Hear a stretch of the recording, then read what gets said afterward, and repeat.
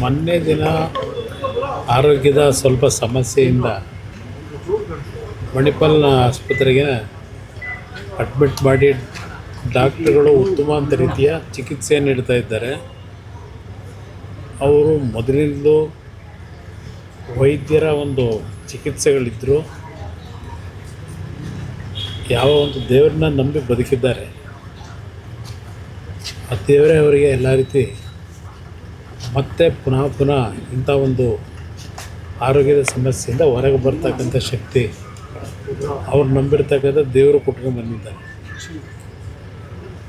ಸುಮಾರು 25 ವರ್ಷಗಳ ಹಿಂದೆ ಯಾವೊಂದು ಆ್ಯಸಿಡ್ನ ಅಟ್ಯಾಕ್ನಲ್ಲಿ ಬದುಕಲಿಕ್ಕೆ ಸಾಧ್ಯ ಇಲ್ಲ ಅಂತಕ್ಕಂಥ ಸನ್ನಿವೇಶದಲ್ಲೂ ಅವ್ರು ನಂಬಿರ್ತಕ್ಕಂಥ ದೇವರು ಪ್ರತಿನಿತ್ಯ ದಿನಕ್ಕೆ 10 ಗಂಟೆ ಅವರ ದೇವರ ಕೋಣೆಯಲ್ಲಿ ಪೂಜೆ ಮಾಡ್ತಕ್ಕಂಥ ಅವರ ನಡವಳಿಕೆ ಏನಿದೆ, ಆ ದೇವರೇ ಅವ್ರನ್ನ ಕಾಪಾಡ್ತಕ್ಕಂಥದ್ದು.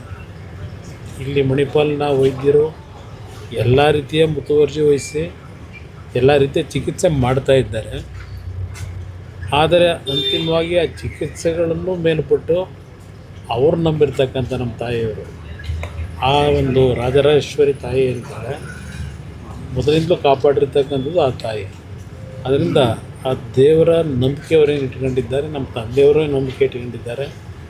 ಯಾವುದೇ ಸಮಸ್ಯೆಗಳಿಲ್ಲದೆ ಮತ್ತೆ ಪುನಃ ಅವರು ಉತ್ತಮವಾದ ರೀತಿಯಲ್ಲಿ ಮನೆಗೆ ಬರ್ತಾರೆ ಅಂತಕ್ಕಂಥ ನಂಬಿಕೆ ಇದೆ.